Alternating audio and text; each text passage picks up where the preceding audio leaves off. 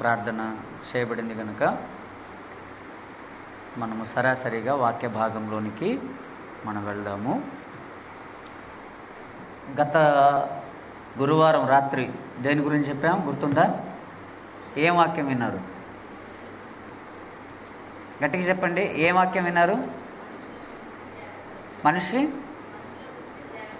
మనుషులను గురించి జాగ్రత్త. మనిషి యొక్క అంతరంగం, మనిషి యొక్క హృదయము మోసకరమైనది, అది భయంకరమైన వ్యాధి కలిగినది అని మనం గత వారం ధ్యానించుకున్నాం. ఈ వారం కూడా హృదయం గురించిన కొన్ని సంగతులు మనం ఈ వారం కూడా చూద్దాం దేవుని పరిశుద్ధ లేఖనాల్లో నుంచి. ప్రియులారా, మనుష్యుడు పైన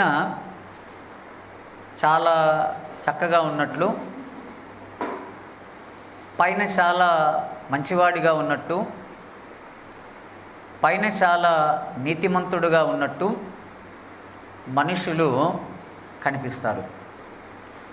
మోసం చేసేవాడు కూడా అతను మోసగాడైనట్లుగా ప్రవర్తించడు, మంచివాడుగానే కనిపిస్తాడు. మోసగాడు నేను మోసగాడిని అని తనను తాను కనపరుచుకునే విధంగా మాట్లాడు. నేను మంచివాడని, నీకు సహాయం చేసేవాడను అన్నట్టుగానే కనపరుచుకుంటాడు తనను తాను. మోసపోయిన తర్వాత మనకు తెలుస్తుంది, అయ్యో ఎంత తీయని మాటలు మాట్లాడాడు, ఎంత చక్కని మాటలు మాట్లాడాడు, మంచివాడని మనం అనుకున్నామే కానీ మోసపోయామే అని తర్వాత మనం అనుకుంటూ ఉంటాం. అంటే మనిషి యొక్క స్వభావం వేరు, మనిషి పైన కనిపించే ఆ రూపము, ఆ ప్రవర్తన వేరు. మనిషి యొక్క స్వభావము, మనిషి యొక్క నైజము అది లోపల చాలా అంతరంగం, చాలా డీప్లో ఉంటుంది. అది పైన మనం చూసేది పైన మెరుగులు, పైన హంగులు, పైన మాటలు, ఇది మనం పైన చూసేది. అందుకోసమే చాలాసార్లు కూడా ఇలా మాట్లాడుకుంటూ ఉంటారు. అంటే మేము చదువుకునేటప్పుడు మా క్లాస్మేట్ ఒక ఆవిడ ఉండేది. ఆవిడికి ఒక పెళ్లి సంబంధం వచ్చింది. వాళ్ళు క్రిస్టియన్సే, వాళ్ళ నాన్నగారు రైల్వేస్లో ఎంప్లాయీ. సరే, ఆవిడికి పెళ్లి సంబంధం వచ్చింది. ఆవిడికి పెళ్లి సంబంధం వస్తే అంతా అయిపోయింది చక్కగా. ఆ పిల్లవాడేమో వేరే ఏదో జాబ్ చేసుకుంటున్నాడు. వాళ్ళు కూడా కట్నం ఏమైనా తీసుకుంటారా అని అడిగితే ఆ పిల్లవాడి వాళ్ళ తల్లిదండ్రులు అన్నారు, చచ్చా అసలు కట్నమా? ఆ మాట అంటేనే దేవుడు రేపు మమ్మల్ని తీర్పులో అడుగుతాడు. కట్నం లేదు, ఏమీ లేదు, అసలు మమ్మల్ని మీరు ఏమనుకుంటున్నారు, మేము చాలా భక్తిపరులము అన్నట్లుగా మాట్లాడారు. సరే, అయిపోయింది. కరెక్ట్గా పెళ్ళికి ఒక 2 నెలల ముందు ఆ పిల్లవాడి నాన్నగారికి హార్ట్ స్ట్రోక్ వచ్చింది. హైదరాబాద్ హాస్పిటల్లో పెట్టారు. అప్పుడు సరే కట్నం మాకేం వద్దులే కానీ ఏదైనా ఒక 5 లక్షలు ఉంటే సహాయం చేయండి అన్నారు. ఫోన్లే కట్నం అడగలేదు కదా అని చెప్పేసి సహాయం చేశారు, బాగానే ఉంది. ఆ తర్వాత ఆ పిల్లవాడు మధ్యలో వస్తూ ఉండేవాడంట. డ్రింక్ ఇచ్చినా తాగడు, స్వీట్లు పెట్టినా తినడు, అసలు ఎంత నవ్విచ్చినా నవ్వడు, అసలు ఏం ఉండేది కాదు. వీళ్ళు అనుకున్నారు కొత్తవాడు కదా మొహమాటం ఉంటుందిలే అని వీళ్ళు అనుకున్నారు. సరే, పెళ్ళైపోయిన తర్వాత ఇక వారం రోజుల్లోనే ఎంత టార్చర్ అనుభవించాలో అంత టార్చర్ అనుభవించేసింది ఈ పిల్ల.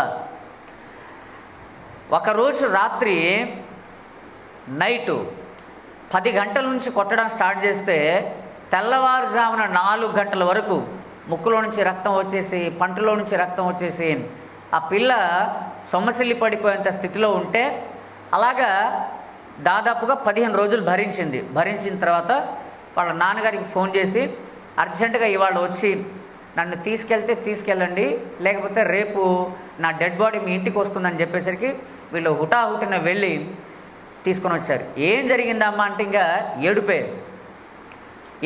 ఆ పిల్ల ఆ అమ్మాయి నాకు ఫోన్ చేసి నేను చాలా ప్రార్థనా పూర్రాలనే కదా, వాళ్ళు కూడా చాలా క్రిస్టియన్ కుటుంబమే అని చెప్పారు కదా, మరి ఎందుకు ఇలా జరిగింది, మరి నేను చాలా ప్రార్థన చేసేదాన్ని కదా, మరి దేవుడు నాకు ఎందుకు ఇలా చేశాడు, మరి వాళ్ళు కూడా చాలా భక్తిగా ఉన్నట్టు నటించారు కదా, చాలా భక్తులమని చెప్పారు కదా, కట్నం కూడా తీసుకోమని చెప్పారు కదా అని చెప్పేసి తర్వాత చాలా రోజులు మాట్లాడింది, చాలా రోజులు మాట్లాడుకున్నాము.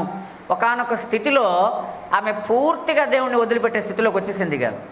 అప్పుడు మరలా ఆమెను గంటలు మాట్లాడి చెప్పి తర్వాత ఆమె దగ్గరికి వెళ్ళి మాట్లాడిన తర్వాత మరలా కాస్త కుదుటపడింది ఆ పిల్ల. అంటే ఎందుకు ఇలాగా అని అంటే, మనిషి పైన చూడటానికి చాలా మంచిగానే కనిపిస్తాడు, చాలా నీతిగానే కనిపిస్తాడు, చాలా మంచి వాళ్ళమని అనుకుంటాం మనం, కానీ లోపల అంతరంగం ఉందే అది చాలా ప్రమాదకరమైంది. అందులో చాలా ఉంటాయి, మనకు తెలియదు, చాలా ఉంటాయి. అందుకోసమే మనుషుని యొక్క అంతరంగము మహాగాధము అన్నాడు బైబిల్ గ్రంథంలో. మహాగాధము అనంటే ఎంత లోతు ఉంటుందో ఎవడికి కూడా తెలియదు. అలాగే సముద్రాలు కూడా ఎంత లోతుగా ఉంటాయో ఇప్పటి వరకు కరెక్ట్గా ఎవడికి తెలియదు. సముద్రము లోతు ఎంత అనంటే జనరల్గా ఏమని చెప్తారంటే దాదాపుగా 11 కిలోమీటర్ల లోతు దాకా ఉంటుందని చెప్తారు. మెరియానా ట్రెంచ్నే చాలా లోతైన ప్రదేశంగా చెప్పుకుంటారు. కాబట్టి ప్రియులారా, మనిషి యొక్క హృదయం చాలా భయంకరమైనది, చాలా మోసకరమైనది, అది చాలా కపటమైనది మనిషి యొక్క హృదయం. చూడండి ఒకసారి సామెతల గ్రంథంలో ఒక మాట మనం చదువుకుందాం. సామెతల గ్రంథము 26వ అధ్యాయము. సామెతల గ్రంథము 26వ అధ్యాయము. సామెతల గ్రంథము 26వ అధ్యాయము 23వ వచనం నుంచి 26 వచనాల వరకు మనం చదువుదాం. చెడు హృదయమును ప్రేమగల మాటలాడు పెదవులను కలిగి ఉండుట మంటి పెంకు మీది వెండి పూతతో సమానము. పగవాడు పెదవులతో మాయలు చేసి అంతరంగములో కపటము దాచుకొనును. వాడు దయగా మాటలాడినప్పుడు వాని మాట నమ్మకము, వాని హృదయములో 7 హేయ విషయములు కలవు. వాడు తన ద్వేషమును కపట వేషము చేత దాచుకొనును. సమాజములో వాని చెడుతనము బయలుపరచబడును. మనిషి యొక్క హృదయము, మనిషి హృదయాంతరంగము గురించిన చాలా శ్రేష్టమైన మాటలు, చాలా విలువైన మాటలు.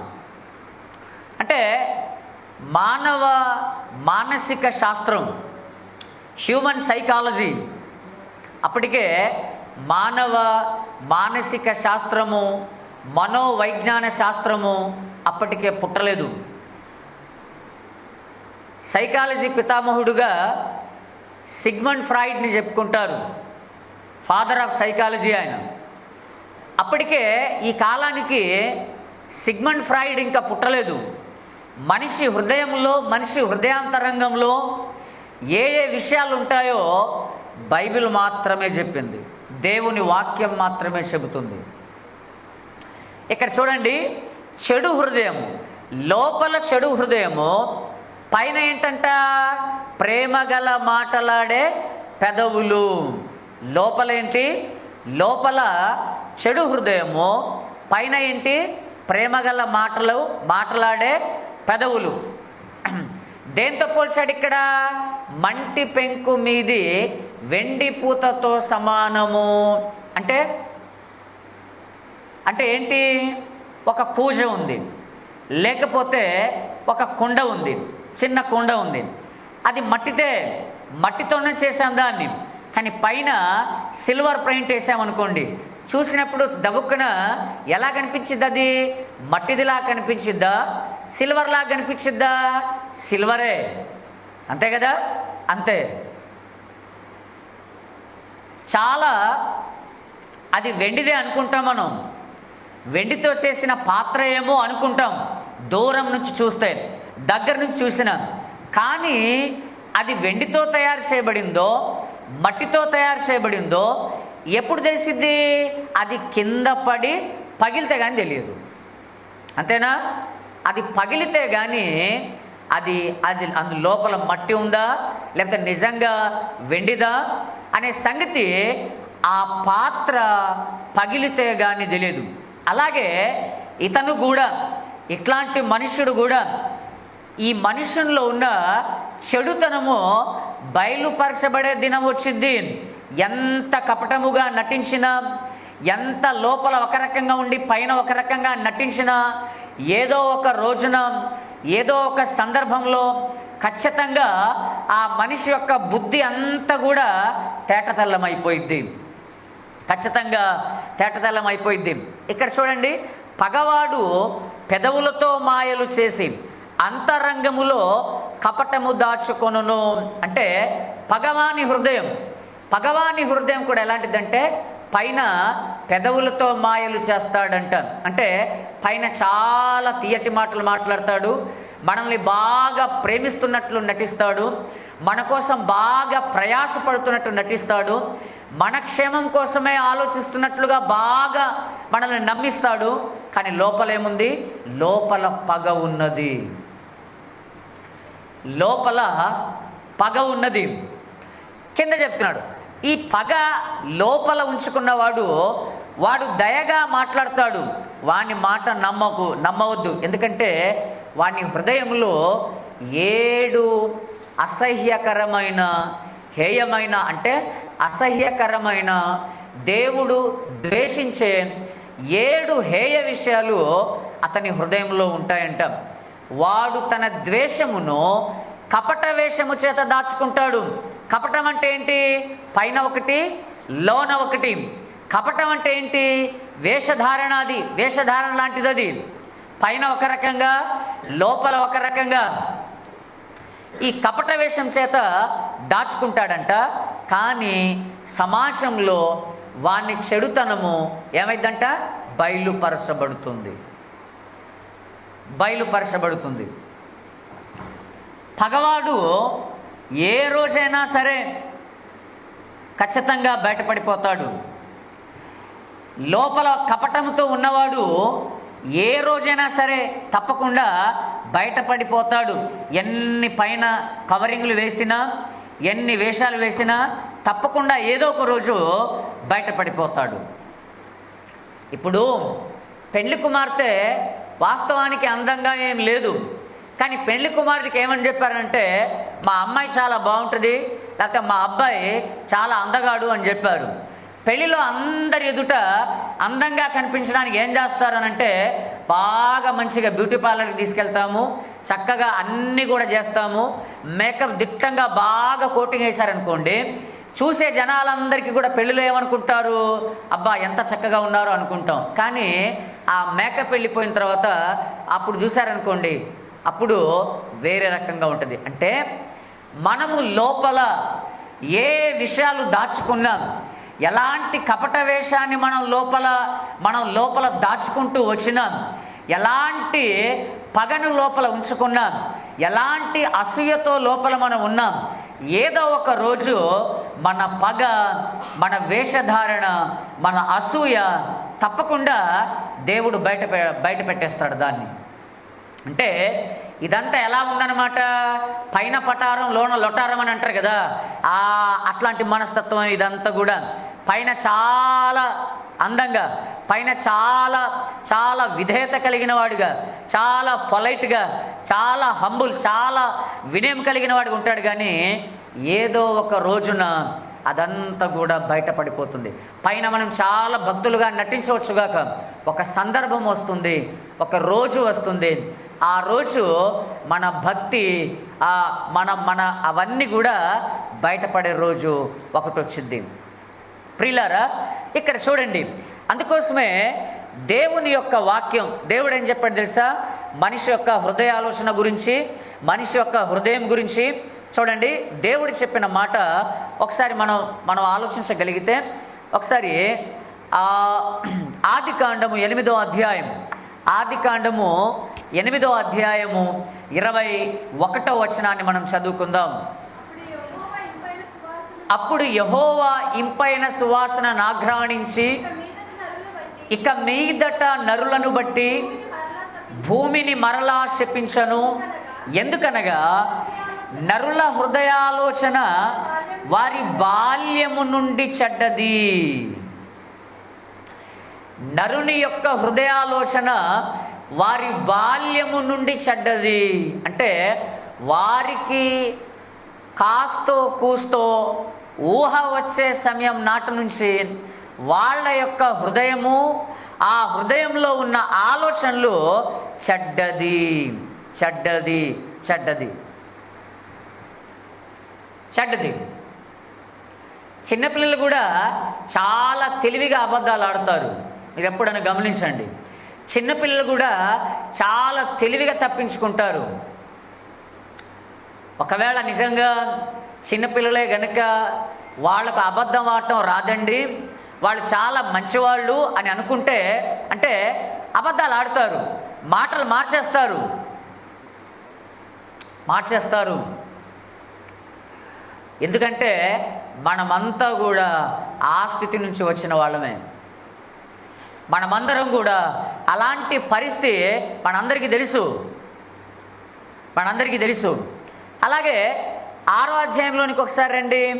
అదే పక్కన ఆదికాండము 6వ అధ్యాయంలో ఒకసారి మనం రాగలిగితే 5, 6 వచనాలు చూడండి ఒకసారి. నరుల చెడుతనము భూమి మీద గొప్పదనియు, వారి హృదయము యొక్క తలంపులలోని ఊహ అంతయు ఎల్లప్పుడూ కేవలము చెడ్డదనియు యెహోవా చూచి చాలు. వారి హృదయములోని తలంపులలోని ఊహ అంత కూడా చెడ్డది, కేవలము చెడ్డది. అంటే అర్థం ఏంటంటే ఇంకా చెడే, ఇంకా అందులో ఏం లేదు, ఇంకా చెడే, ఇంకేం లేదు ఇక అందులో. అంటే మనిషి యొక్క స్వభావం పాప స్వభావంతోనే పుట్టాడు. మనిషి యొక్క స్వభావం, మనిషి యొక్క ఆలోచన, మనిషి యొక్క కోరిక, మనిషి యొక్క తలంపులు దేవుడు నియమించిన ప్రమాణాలకు తగిన విధంగా జీవించడానికి ఇష్టపడు. దేవుడు నియమించిన ప్రమాణాలకు తగిన విధంగా జీవించడానికి ఆసక్తిని మనిషి చూపించడు. అందుకోసమే మనుష్యుడు మంచివాడిగా మారాలంటే కేవలము దేవుని దగ్గరకు మాత్రమే రావాలి. వేరే దిక్కు కానీ వేరే గతి కానీ ఏం లేదు. మనిషి నిజంగా తాను మంచివాడిగా, నిజంగా తాను ఇతరులకు ఉపయోగపడేవాడిగా, నిజంగా తాను అంటారు కదా మనస వాచ కర్మేణ, ఈ మూడిట్లో కూడా మనిషి నిజంగా ఆయన ఉపయోగపడాలంటే, నిజంగా మంచివాడిగా మార్పు చెందాలంటే కేవలము దేవుని దగ్గర మాత్రమే రావాలి. ఎందుకంటే ఆ ప్రమాణాలను నియమించింది దేవుడే. అంటే మనిషిగా మీరైనా, మనిషిగా నేనైనా, మనమైనా, ఎవరైనా సరే మనిషిగా తాను బాగుపడాలన్నా, తాను చెడిపోవాలన్నా, తాను దేవుని దగ్గరకు రావాలన్నా, తాను దేవుని నుంచి దూరం అయిపోవాలన్నా, తాను రక్షించబడాలన్నా, తాను నిత్యనాశనానికి వెళ్ళాలన్నా కరెక్ట్గా ఆ మనిషిదే బాధ్యత, ఎవరిది కాదు. ఆ మనిషే నిర్ణయం చేసుకోవాల్సింది, ఇంకెవడు కూడా నిర్ణయించడు. ఎవడు కూడా ఎవడికి బలవంతం చేయవలసిన అవసరం లేదు. బలవంతం చేస్తే మనిషి మారడు. ఎందుకనంటే తనకు తానుగానే ఆ మనిషి స్వతహాగా నిర్ణయించుకోవాలి తప్ప ఎవరో చెప్తే మనిషి మారడు, ఏదో చేస్తే మనిషి మారడు. ఎందుకంటే ఆ నిర్ణయం అనేది తనకు తానుగానే తీసుకోవాలి. తనకు తానుగానే తీసుకోవాలి అంటే దేవుని దగ్గరికి తనకు తానుగానే రావాలి. దేవునికి తన జీవితాన్ని తనకు తానుగానే అప్పగించాలి. దేవుడు తనని నడిపించడానికి తన జీవితం పైన అధికారిగా దేవునికి తనకు తానే సమర్పించుకోవాలి, లోబడాలి. అయితేనే దేవుడు ఆ వ్యక్తి జీవితంలో జోక్యం చేసుకుంటాడు తప్ప దేవుడు బలవంతంగా ఏ వ్యక్తిని మార్చడు, ఏ వ్యక్తిని కూడా తన దగ్గరకు తీసుకొని రాడు. ఎందుకంటే ఆ స్వేచ్ఛ, ఆ స్వాతంత్రం మనిషిగా దేవుడు మనుషులందరికీ ఇచ్చాడు ఆయన. అందుకోసమే ఎవడి సావుకు వాడే బాధ్యుడు, ఎవడు నాశనానికి వాడే బాధ్యుడు, ఎవడు తన ఇంటిని కూల్చుకుంటే వాడే బాధ్యుడు. కాబట్టి ప్రియులారా, దేవుడిచ్చిన రక్షణ కూడా పొందుకోవాలనుకుంటే అది నీ ఇష్టం, నా ఇష్టం మీద ఆధారపడి ఉంది అంతే. దేవుడు తెలియజేస్తాడు, దేవుడు వినిపిస్తాడు అంతే. నిర్ణయం తీసుకోవాల్సింది నీవు నేనే అంతే. చూడండి, ఇప్పుడు మనిషి యొక్క హృదయం పైనేమో ప్రేమ కలిగిన మాటలు పలికే పెదవులు, లోపలేమో చెడిపోయిన హృదయం, లోపల ఏమో పగతో నిండుకున్న హృదయం అని మనం చదివాం కదా. చూడండి, బైబిల్ గ్రంథంలో కొన్ని సందర్భాలు చూద్దాం. కొన్ని సందర్భాలు చూస్తే మనిషి ఎంత ప్రమాదకరమైన నిర్ణయాలు తీసుకుంటాడో, మనిషి ఎంత ప్రమాదకరంగా నటిస్తాడో అనే సంగతి మనకు చాలా స్పష్టంగా అర్థమైపోతుంది. చూడండి, మొదటి సందర్భముగా 2వ సమూయేలు గ్రంథము, సమూయేలు 2వ గ్రంథము 13వ అధ్యాయము, సమూయేలు 2వ గ్రంథము 13వ అధ్యాయము, సమూయేలు 2వ గ్రంథము 13వ అధ్యాయము 1 నుంచి 7 వచనాలు, 1 నుంచి 7 వచనాలు మీరు రాసుకోండి. 1 నుంచి 7 వచనాలు మీరు రాసుకోండి. అవసరాన్ని బట్టి, సందర్భాన్ని బట్టి మనం ఆ వచనాల్లో మనం చదువుకుందాం. ఒకసారి మనం చదువుదాం. చూడండి, మొదటి సమూయేలు గ్రంథము 13వ అధ్యాయము 1 నుంచి 4 వచనాలు చదువుతాం. మొదటగా చదవండి దయచేసి ఎవరైనా. మొదటి సమూయేలు గ్రంథము 13వ అధ్యాయం, మొదటి సమూయేలు గ్రంథము 13వ అధ్యాయము, క్షమించండి, 2వ సమూయేలు గ్రంథము 13వ అధ్యాయం.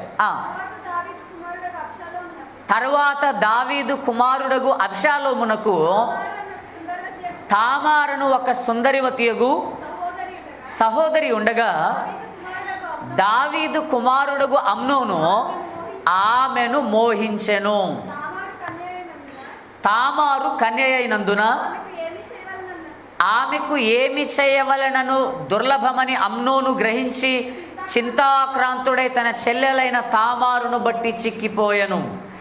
అమ్నోనుకు మిత్రుడొకడుండెను, అతడు దావీదు సహోదరుడైన షిమియా కుమారుడు, అతని పేరు యెహోనాదాబు. ఈ యెహోనాదాబు బహు కపటము గలవాడు.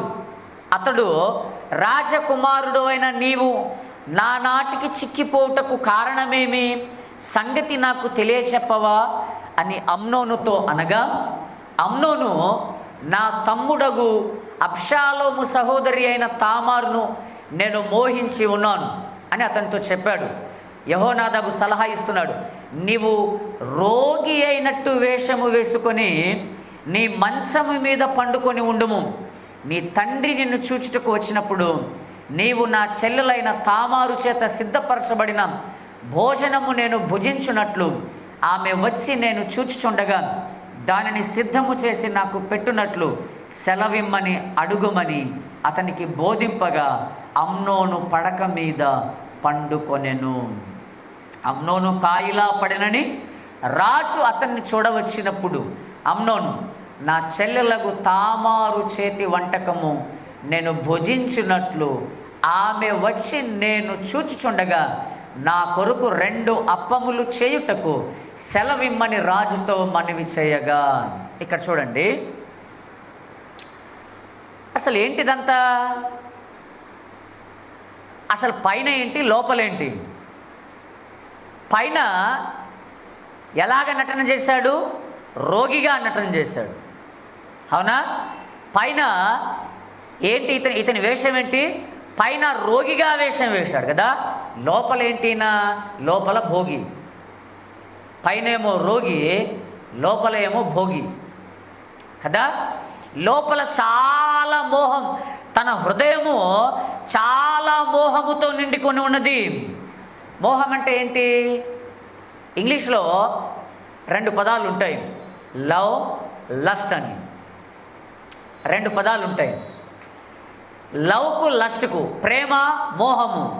ఈ రెండింటికి తేడా ఏంటి అని అంటే, ప్రేమ దేన్నైనా సహిస్తుంది, ప్రేమ తన స్వప్రయోజనమును విచారించుకోదు, ప్రేమ ఎదుటివాడి నుంచి లాభాన్ని పొందుకొని ఆ వ్యక్తికి అన్యాయం చేయదు, ప్రేమ ఎంత దానికైనా సహిస్తుంది, ప్రేమ ఇస్తుంది కానీ అవతలవాడు మరలా తిరిగి అతని దగ్గర నుంచి ఏదైనా లాభం సంపాదించుకుందాం అనే మనస్సు ప్రేమకు ఉండదు కదా. మోహము అంటే ఏంటనంటే ఒక రకమైన శరీర సంబంధమైన చాలా తీవ్రమైన వాంఛ అన్నమాట, తీవ్రమైన కోరికలు. అంటే ఎలా చేసినా సరే ఆ వ్యక్తిని నేను అనుభవించాలి, ఎలా చేసినా సరే ఆ వ్యక్తిని నా వశంలోనికి నేను తెచ్చుకోవాలి, ఎలా చేసినా సరే ఆ వ్యక్తిని నన్ను వెంబడించే విధంగా, లేకపోతే ఆ వ్యక్తి నన్ను దాటిపోకుండా ఏ విధముగా చేతనైనా సరే ఆ వ్యక్తిని నేను అనుభవించాలనే తీవ్రమైన శారీరక వాంఛతో కూడిన కోరికలు, అది మోహము. ఈ రోజుల్లో ఈ మోహాన్ని ప్రేమ అనుకుంటున్నారు. ఈ రోజులో ఉన్న యవ్వనస్తులు కానీ, ఈ రోజులో ఉన్న సమాజం కానీ ఈ మోహాన్ని ప్రేమ అనుకుంటున్నారు. అది ప్రేమ కాదది, అది మోహం. అది ఇక్కడ లోపల హృదయంలో చాలా మోహం. ఎట్లా చేసినా సరే తామారును నా వశం చేసుకోవాలి అని ఆ ఆలోచన చేత చిక్కిపోతున్నాడు. అంటే బాగా మనాది వచ్చేసింది, మనోవేదన గురైపోతున్నాడు, చాలా ఆలోచిస్తున్నాడు కానీ ఆలోచనలు ఏమి కూడా తట్టట్లేదు. అప్పుడు ఇతనికి ఒక ఫ్రెండ్ వచ్చాడు, ఇతనికి ఒక స్నేహితుడు వచ్చి అన్నాడు, ఏంటి నీ తండ్రి ఏమో అధికారంలో ఉన్నాడు, ఏంటి నువ్వు తినడానికి లేనున్నట్టుగా రోజు రోజుకు చిక్కిపోతున్నావేంటి? ఏదైనా బాధ ఉందా? ఏదైనా దుఃఖంలో ఉన్నావా? లేకపోతే ఏదైనా జబ్బు ఉందా? చెప్పు అన్నాడు. అవేం కాదు కానీ మరి ఏంటి చెప్పు, నీ బాధ ఏంటి చెప్పు అని అంటే, ఏం లేదు, నా తమ్ముడు అబ్షాలోము ఉన్నాడు కదా, ఉన్నాడు, అబ్షాలోముకి చెల్లుని తెలుసుగా, తామారు. ఎట్లా చేసినా సరే తామారును నేను అనుభవించాలనుకుంటున్నాను, ఏం చేయాలి అని అడిగాడు.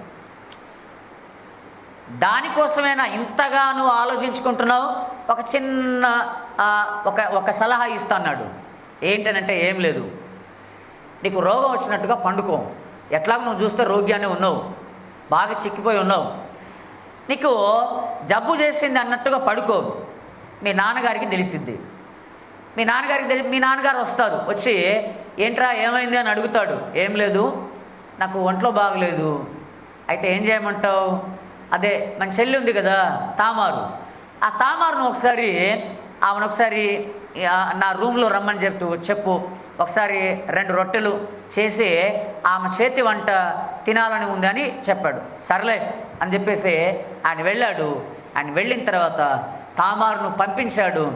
ఆమె ఆ రొట్టెలు చేసిన తర్వాత అక్కడ తన దగ్గర ఉన్న మనుషులందరినీ కూడా, రాజకుమారుడుగా మీరంతా బయటికి వెళ్ళిపోండి అన్నాడు. తర్వాత చదివితే అందరూ బయటికి వెళ్ళిపోయారు. తర్వాత తామారును నువ్వే రొట్టెలు తీసుకొని రమ్మన్నాడు. ఈమె రొట్టెలు తీసుకొని వెళ్ళింది. అక్కడ ఆమెను చెరిచాడు. ఇది సంగతి. అంటే ఇక్కడ చూడండి, పైన ఆయన నటన, పైన ఆయన వేషధారణ, పైన ఆయన మాటలు చాలా మంచివాళ్ళ, చాలా అమాయకుడిలా, చాలా ప్రేమ కలిగిన వ్యక్తిలా, చాలా దయ కలిగిన వాడిలా, చాలా ఆ చెల్లెలంటే ఆమె అంటే చాలా పిచ్చి ప్రేమ ఇతనికి ఉన్నట్టుగా, ఆమెను బాగా ప్రేమిస్తున్నట్లుగా నటించి లోపల మోహముతో నిండుకొని ఉన్నాడు. అంటే ఇతని తర్వాత ఇతని సంగతి అంతా బయటపడింది. ఆమె తన బట్టలు చింపుకొని ఆమె నెత్తి మీద చేసుకొని ఏడ్చుకుంటూ బయట కూర్చున్నప్పుడు అప్పుడు అబ్షాలోముకు అర్థమైంది, నా చెల్లి వాడేమైనా చేశాడా అనలోనే తెలిసిపోయింది. సర్లే అని ఇంకా ఆయన ఏం మాట్లాడలే, సైలెంట్ అయిపోయాడు. దావీదు గారికి కూడా చాలా సీరియస్ అయిపోయాడు. ఆ తర్వాత ఆ సంగతి అలా మర్చిపోయారు. ఆ దావీదు గారు కూడా బహుశా మర్చిపోయి ఉంటాడు. ఆ సంగతి అంతా కూడా కొంతకాలం అయిపోయింది, సద్దు మణిగిపోయింది. 2 సంవత్సరాలు అయిపోయింది. కానీ అబ్షాలోము హృదయంలో ఏముందో తెలుసా? ఇప్పుడు చూడండి, మనం 13వ అధ్యాయం, అదే 13వ అధ్యాయము 22వ వచనం చూడండి ఒకసారి. అబ్షాలోము తన అన్నయ్యకు అమ్నోనుతో మంచి చెడ్డలేమియు మాట్లాడక ఊరకుండెను గాని తన సహోదరియగు తామారును బలవంతము చేసినందుకై అతని మీద పగ ఉంచెను. ఇక్కడ 2 విషయాలు. అమ్నోను హృదయంలో మోహం ఉంది, అబ్షాలోము హృదయంలో పగ ఉంది. ఈ 2 బయటికి ఎవరికైనా కనిపించిందా? బయట ఎవడైనా గ్రహించాడా? ఎవడు కూడా గ్రహించలేదు. ఇతని హృదయం మోహంతో నిండి ఉంటే ఇతని హృదయం పగతో నిండుకొని ఉన్నది. ఇతని మోహం ఎప్పుడు బయటపడింది? తామారును చెరిపినప్పుడు ఇతని హృదయంలో ఉన్న ఆ భండారం అంతా బట్టబయలైంది. ఇక అబ్షాలోము హృదయంలో ఉన్న ఈ పగ కూడా ఎప్పుడు బయటపడిందంటే 2 సంవత్సరాల తర్వాత బయటపడింది. కిందే చూడండి, ఇప్పుడు 20 చూడండి, ఆ కిందే మనం చదువుతాం చూడండి. మీరు ఎక్కడి వరకు రాసుకుంటారంటే 23వ వచనం నుంచి 32వ వచనం వరకు రాసుకోండి. 13వ అధ్యాయము 23వ వచనం నుంచి 32వ వచనం వరకు రాసుకోండి. అందులో ఉన్న విషయం ఏంటో నేను చెప్తాను. 2 సంవత్సరాలు అయిపోయింది. ఆ 2 సంవత్సరాల కాలం కూడా తన చెల్లిని చెరిచాడు అని అమ్నోను మీద పగ ఉంచుకున్నాడు. పగ ఉంచుకున్న తర్వాత 2 సంవత్సరాలు అయిపోయిన తర్వాత గొర్రెల బొచ్చు కత్తిరించు కాలం వచ్చింది. అప్పుడు సరాసరిగా తన తండ్రి అయిన దావీదు గారి దగ్గరికి వెళ్ళిపోయి, మరి నీతో పాటు జనాలందరూ కూడా మరి రావాలి అని చెప్పాడు. ఎందుకంటే ఆ కాలంలో గొర్రెల బొచ్చు కత్తిరించడాన్ని ఒక పండగలాగా చేసుకునేవాళ్ళు, ఫంక్షన్ లాగా పెట్టుకునేవాళ్ళు. వచ్చిన వాళ్ళందరికీ కూడా భోజనాలు పెట్టుకునేవాళ్ళు. 2 రోజులు, 3 రోజులు, 4 రోజులు భోజనాలు పెట్టుకునేవాళ్ళు. మంచిగా విందు ఇచ్చేవాళ్ళు. సేమ్ ఆ పండగ వచ్చింది. అబ్షాలోము యొక్క గొర్రెల బొచ్చు కత్తిరించు కాలం వచ్చింది. తన తండ్రి దగ్గరికి వెళ్ళాడు. వెళ్ళి, నాన్న, నీతో పాటు ఉన్న మనుషులు మీరందరూ కూడా నేను చేసే ఫంక్షన్కి రావాలన్నాడు. ఆయన అన్నాడు, ఒరే కుదరదురా, నా దగ్గర ఉన్న మనుషులందరూ వస్తే నీకు మరలా మేము భారం అయిపోతాం, ఎందుకు, నువ్వు చేసుకో అన్నాడు. పోనీ లేదు అనంటే, పోనీ నా సహోదరులైనా పంపించు, రాజకుమారులైనా పంపించు అన్నాడు. సర్లే అని చెప్పాడు. సర్లే అని చెప్పి ఇక్కడ చూడండి, ఆయన పన్నాగం చూడండి, 27 నుంచి చదువుదాం చూడండి. అబ్షాలోము అంటే అతనిని బతిమిలాడినందున, అంటే దావీదు గారిని, అబ్షాలోము అతని బతిమాలినందున రాజు అమ్నోనును తన కుమారులందరూ అతని యొద్దకు పోవచ్చునని సెలవిచ్చెను. అంతలో అబ్షాలోము తన పనివారిని పిలిచి, అమ్నోను ద్రాక్షారసము వలన సంతోషి అయి ఉండుట మీరు కనిపెట్టి ఉండి అమ్నోనును హతము చేయుడని నేను మీతో చెప్పునప్పుడు భయపడక అతన్ని చంపుడి. నేను గదా మీకు ఆజ్ఞ ఇచ్చి ఉన్నాను, ధైర్యము తెచ్చుకొని పౌరుషము చూపుడి అని గట్టిగా ఆజ్ఞ ఇచ్చాను. అబ్షాలోము ఇచ్చిన ఆజ్ఞ చొప్పున వారు చేయగా రాజకుమారులందరూ లేచి తమ కంచెర గాడిదలనెక్కి పారిపోయిరి. వారు మార్గంలో ఉండగానే ఒకడునూ లేకుండా రాజకుమారులను అందరినీ అబ్షాలోము హతము చేశానని దావీదునకు వార్త రాగా అతడు లేచి వస్త్రములు చింపుకొని నేలపడి ఉండెను. మరియు అతని సేవకులందరూ వస్త్రములు చింపుకొని దగ్గర నిలవబడిరి. అప్పుడు చెప్పాడు, అందరినీ చంపలే, అమ్నోనును మాత్రమే చంపాడు అబ్షాలోము అనే వార్త వచ్చింది. మరలా దావీదు గారి దగ్గర వచ్చాడు యెహోనాదాబే, వచ్చి అందరినీ చంపలే, కేవలము అమ్నోనును మాత్రమే చంపాడు అబ్షాలోము అని చెప్పాడు. అంటే 2 సంవత్సరాల కాలం అమ్నోనును ఎలా హతము చేయాలో, సమయం ఎప్పుడు దొరుకుతుందో, ఎలాగ చంపాలో ప్లాన్ వేసుకున్నాడు. అంటే ఇతని హృదయంలో ఉన్న పగ 2 సంవత్సరాల తర్వాత అమ్నోనును చంపినప్పుడు బయటపడితే అమ్నోను హృదయంలో ఉన్న మోహం తామారును చెరిచినప్పుడు బయటపడింది. అప్పటి వరకు అది వారి హృదయాల్లో సీక్రెట్గా, లోపల చాలా రహస్యంగా, చాలా గూడు కట్టుకొని ఉంది. సముద్రంలో కూడా, సముద్ర అగాధంలో చాలా విలువైన సంపదలు ఉంటాయి. సముద్ర అగాధంలో చాలా పెద్ద పెద్ద చేపలు ఉంటాయి, చాలా పగడపు దీవులు ఉంటాయి. అవి పైన కనిపించవు, అవి సముద్రం యొక్క అగాధంలో ఉంటాయి. పైన నీళ్లు మనకి ఎలా కనిపిస్తూ ఉంటుంది, చాలా బ్లూ కలర్లో చాలా స్వచ్ఛంగా ఉన్నట్టే కనిపిస్తూ ఉంటుంది, కానీ వాస్తవానికి స్వచ్ఛమైనది కాదు. లోపల మురికి, లోపల మైల, తర్వాత లోపల చెత్త, లోపల చచ్చిన కళేబరాలు అన్నీ కూడా సముద్రంలో ఉంటాయి. పైన దూరం నుంచి చూసినప్పుడు ఎలా కనిపించింది, చాలా బ్లూ కలర్లో చాలా అందంగా, చాలా స్వచ్ఛంగా ఉన్నట్టుగా కనిపిస్తుంది. మానవ హృదయం కూడా అలాంటిదే. మనిషి యొక్క హృదయం కూడా అలాంటిదే. మనిషి యొక్క హృదయం కూడా అలాంటిదే. అబ్షాలోము పిలిచిన ఉద్దేశం వేరు, పైన ఆయన పిలిచిన ఆ పిలుపు వేరు, లోపల ప్లాన్ వేరు. అమ్నోను తామారును పిలిచిన ఉద్దేశం, పిలిచిన ఆ పిలుపు వేరు, లోపల ఉద్దేశం వేరు. అందుకోసమే మనిషి చాలా ప్రమాదకరమైన వాడు, చాలా చాలా ప్రమాదకరమైన వాడు, చాలా ప్రమాదకరమైన వాడు. చూడండి, ఆ తర్వాత ఇంకొక సందర్భాన్ని మనం చూద్దాం. ఇంకొక సందర్భాన్ని క్రొత్త నిబంధనలోని చూద్దాం.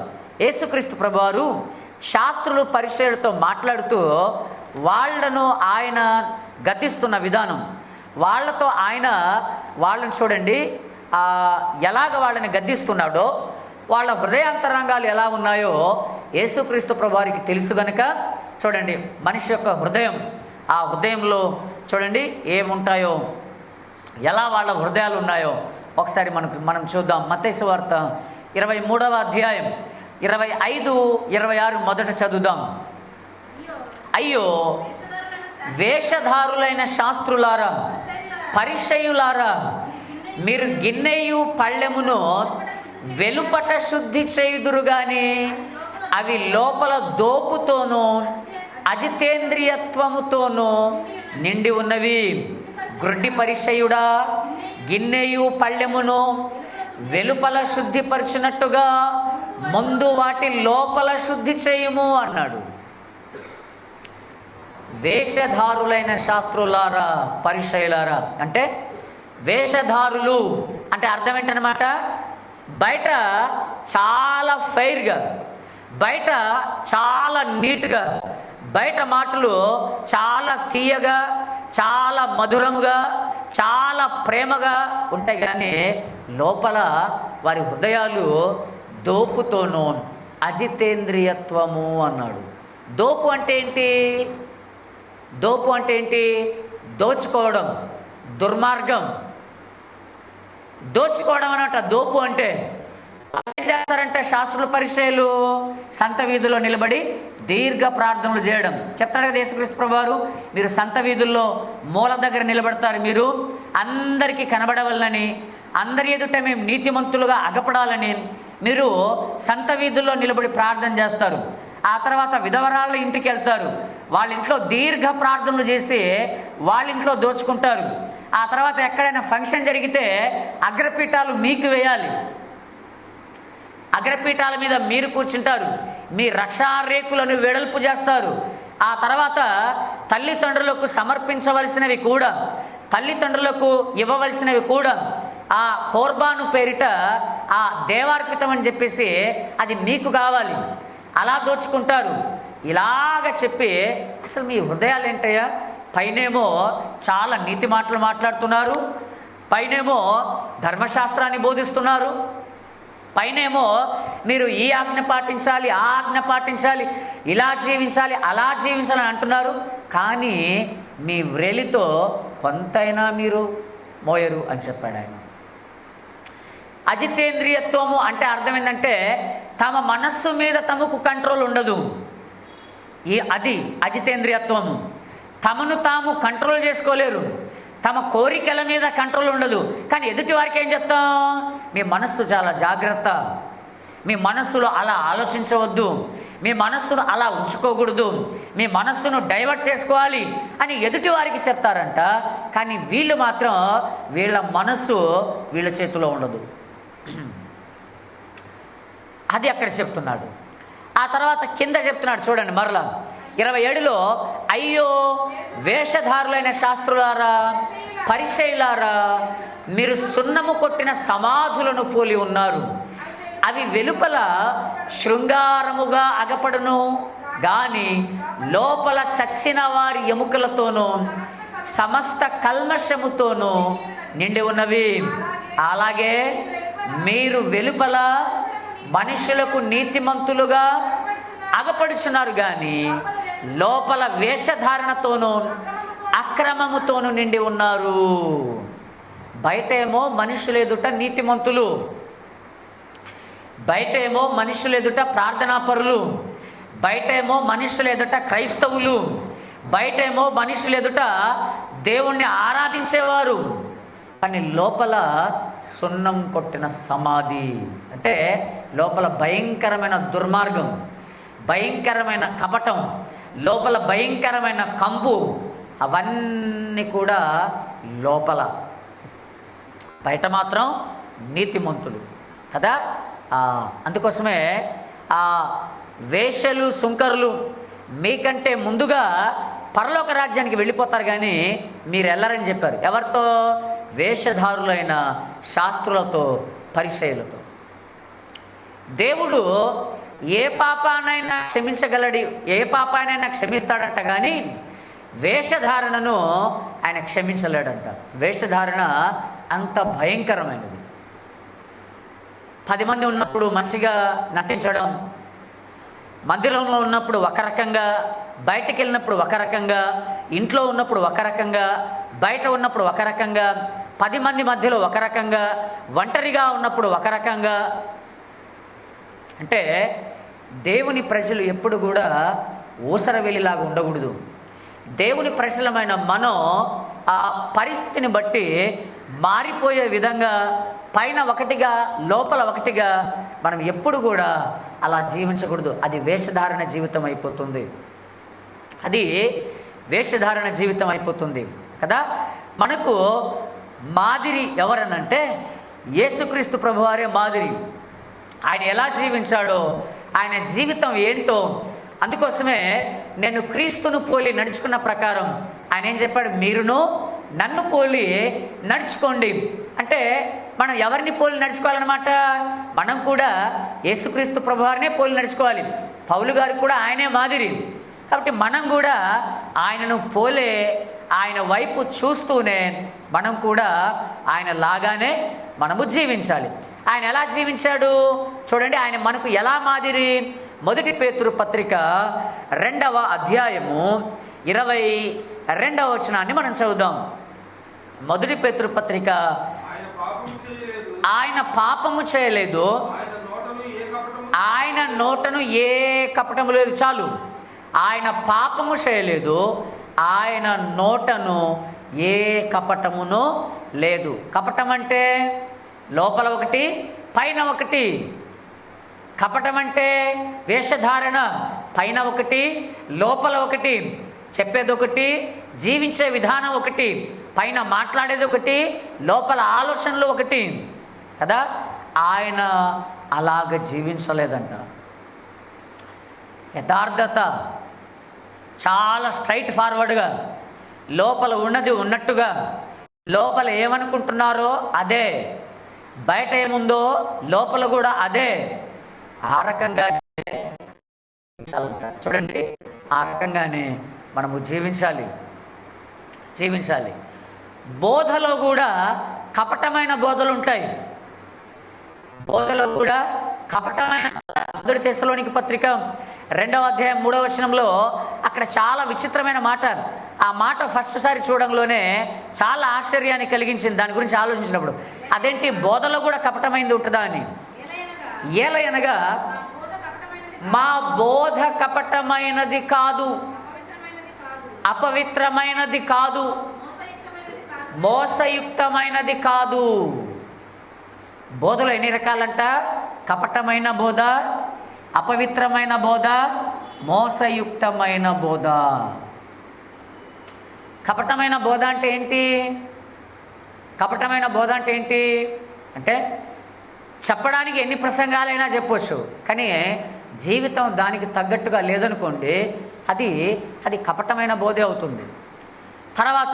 తర్వాత ఒక ఉద్దేశంతో కూర్చున్న వారందరితో నాకు ఒక లబ్ధి, నాకు ఒక మేలు, అంటే నాకు ఒక మేలు జరగాలి మీ వలన, లేకపోతే మిమ్మల్ని బట్టి నేను కాస్త నాకు కొన్ని అవసరాలు ఉన్నాయి.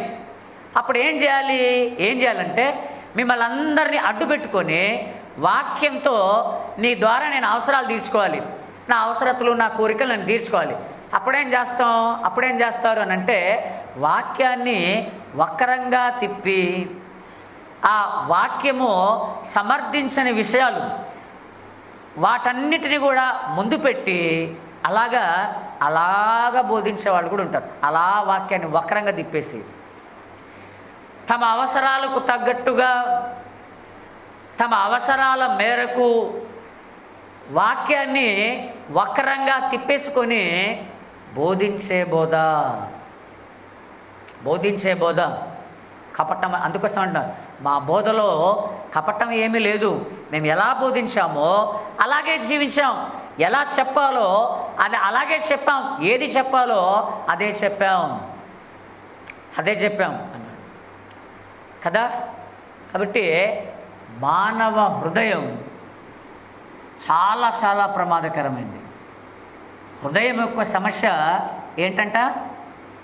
పోయిన వారం చెప్పుకున్నాం. హృదయం యొక్క సమస్య ఏంటంట? హృదయం యొక్క సమస్య ఏంటి? హృదయమే. మర్చిపోయారా? హృదయం యొక్క సమస్య హృదయమే. The problem of heart is the heart.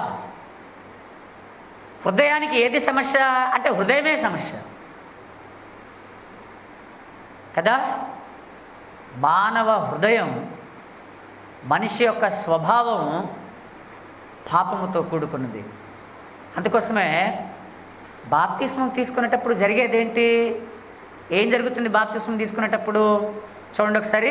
అపోస్తుల కార్యముల గ్రంథము 22వ అధ్యాయము. అపోస్తుల కార్యముల గ్రంథము 22వ అధ్యాయము 16వ వచనాన్ని దయచేసి చదువుదాం. చూడండి. నీవు తడువు చేయుట ఎందుకు?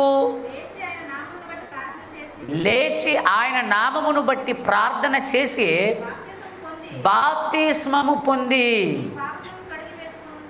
నీ పాపములను కడిగి వేసుకొనమని చెప్పాను. ఏం చేయాలి? బాప్తిస్మములో ఏం జరుగుతుంది?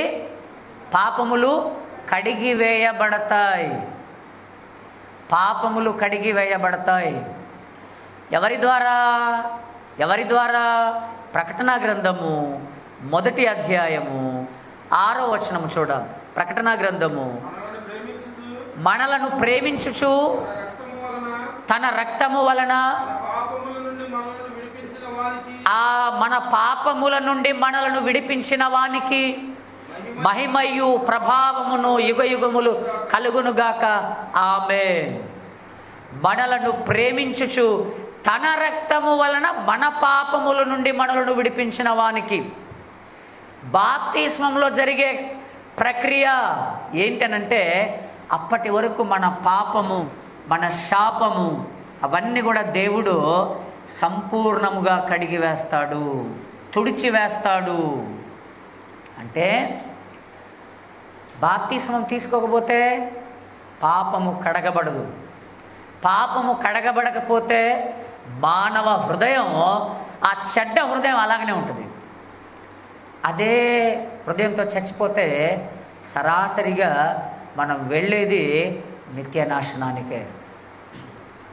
నిత్యనాశనానికే వెళ్ళేది. అంటే బాప్తిస్మం లేదనుకోండి, నీ పాపములన్నీ కూడా అలాగనే ఉన్నాయి, అంతే అలాగనే ఉన్నాయి.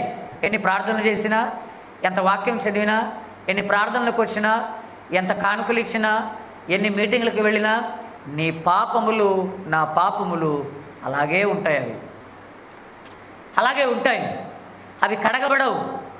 అది ఎలాంటిదనంటే, బాప్తిస్మం తీసుకోకుండా ఆ దేవునికి ప్రార్థన చేయడం, బాప్తిస్మం తీసుకోకుండా ఆ తర్వాత మనము రక్షణను పక్కన పెట్టేసి మనం చేసే మంచి పనులన్నీ ఎలాంటివనంటే, నా చేతి నిండా గజ్జి ఉంది, కానీ నా దగ్గర చాలా రుచికరమైన ఆహారం ఉంది, నా చేతితో నేను మిమ్మల్ని వడ్డిస్తా, తింటారా? తినగలరా? తినలేరు. ఎందుకు? ఆహారం అయితే మంచిదే, మంచి ఆహారమే, కానీ నా చేతులు బాగలేవు. నా చేతులు రసికార్త ఉన్నాయి, నా చేతులు చాలా దుర్వాసనతో ఉన్నాయి. నేను వడ్డిస్తున్న ఆహారం మంచిదే కావచ్చు, కానీ నా చేతులు బాగలేవు, నా చేతులు బాగలేవు. చివరి వచనాన్ని చదివి మనం ముగించుకుందాం. యెషయా గ్రంథము 1వ అధ్యాయము 16వ వచనం చూడండి. యెషయా గ్రంథము 1వ అధ్యాయము మిమ్మల్ని కడుగుకొనుడి, శుద్ధి చేసుకొనుడి, మీ దుష్క్రియలు నాకు కనబడకుండా వాటిని తొలగింపుడి, కీడు చేయటం మానుడి, మేలు చేయ నేర్చుకునుడి. చాలండి. పైన చెప్తున్నాడు చూడండి. ఎక్కడి నుంచి అంటే 12 నుంచి 11 నుంచి చదివేద్దాం. నేను చదువుతాను చూడండి.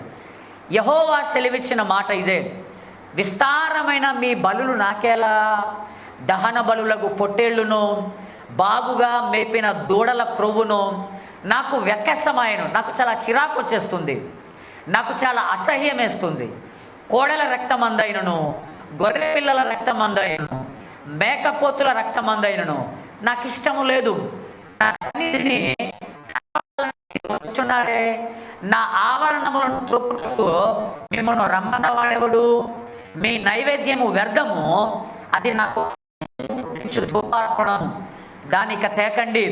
అమావాస్య విశ్రాంతి దినమును సమాజ కూట ప్రకటనయు జరుగుచున్నవి. పాపుల గుంపు కూడిన ఉత్సవమును నేను ఓర్చజాలను. మీ అమావాస్య ఉత్సవములను, నియామక కాలములను నాకు హేయములు, అవి నాకు బాధకరములు, వాటిని సహింపలేక విసికి ఉన్నాను. మీరు మీ చేతులు చాపునప్పుడు మిమ్మల్ని చూడక నా కన్నులు కప్పుకుందును. మీరు బహుగా ప్రార్థన చేసినను నేను వినను, ఎందుకంటే మీ చేతులు రక్తంతో నిండి ఉన్నవి. మిమ్మల్ని కడుక్కోండి, శుద్ధి చేసుకోండి, మీ దుష్క్రియలు నాకు కనబడకుండా వాటిని తొలగింపుడి. దేవుడు చూసారా, కడగబడని పాప జీవితం, కడగబడని హృదయం, మారు మనస్సు లేని హృదయం, ప్రతి నిత్యము కడగబడని హృదయం దేవుడు అసహించుకుంటాడు. దేవుడు దాన్ని సహించలేడు. ముందు కడుక్కో అంటున్నాడు ఆయన. ముందు కడుక్కో అంటే అందుకోసమే హృదయ శుద్ధి గల వారు ధన్యులు, వారు దేవుణ్ణి చూచెదరు అని చెప్పాడు. అందుకోసమే కడుక్కోండి చెప్తున్నాడు ఆయన. కాబట్టి మనిషి యొక్క అంతరంగం, మనిషి యొక్క స్వభావం ఎలాంటిదంటే, పైన వెండిపూత, లోపల ఏంటి? మట్టి. లోపల మట్టి. పైన కూడా మనం ఏం చేస్తాం? రోల్డ్ గోల్డ్ చైల్ని నిజంగా బంగారు చైనే అనుకుంటాం, కానీ ఎప్పుడు తెలిసిద్ది? దాన్ని టెస్ట్ చేసినప్పుడు తెలిసిద్ది ఇది రోల్డ్ గోల్డ్ అని కదా. అలాగే దూరం నుంచి చూస్తే అది వెండి పాత్రే అనుకున్నాం, కానీ అది పగిలినప్పుడు కానీ తెలియలే అది మట్టి అనే సంగతి. అలాగే మనుషుల వేషధారణ జీవితం, మనుషుల కపటపు జీవితం ఏదో ఒక రోజు దేవుడు బట్టబయలు చేసేస్తాడు. అమ్నోను దాచుకున్నాడు, ఒకానొక దినాన బట్టబయలైపోయాడు. ఆ తర్వాత అబ్షాలోము దాచుకున్నాడు. ఒకానొక రోజు అతనిలో ఉన్న స్వభావం బయటపడింది. అలాగే శాస్త్రుల పరిచయలు కూడా యేసుక్రీస్తు ప్రభువారు రాకముందు తాము చెప్పిందే వేదం, తమ మాటలే శరణ్యం, వాళ్ళు ఎలా చెప్తే అలాగే యేసుక్రీస్తు ప్రభువారు వచ్చేంత వరకు, వచ్చిన తర్వాత వాళ్ళ హృదయాంతరంగా అవన్నీ కూడా బయట పెట్టాడు సమాజం ముందు. కాబట్టి ప్రియులారా, జాగ్రత్త. మన జీవితాలు వేషధారణ జీవితాలుగా కాకుండా, మన జీవితాలు దేవునిలో నటనా జీవితాలుగా కాకుండా యథార్థ హృదయలమై ఆయన సన్నిధిలో మనం యథార్థముగా సమాజంలోనూ, సంఘంలోనూ, బయట ఎక్కడైనా సరే మన జీవితంలో యథార్థవంతులుగా మనం జీవించుదాం. దేవుడు ఈ మాటలను మన వినికిడిలో ఫలింపచేయునుగాక. ఆమేన్.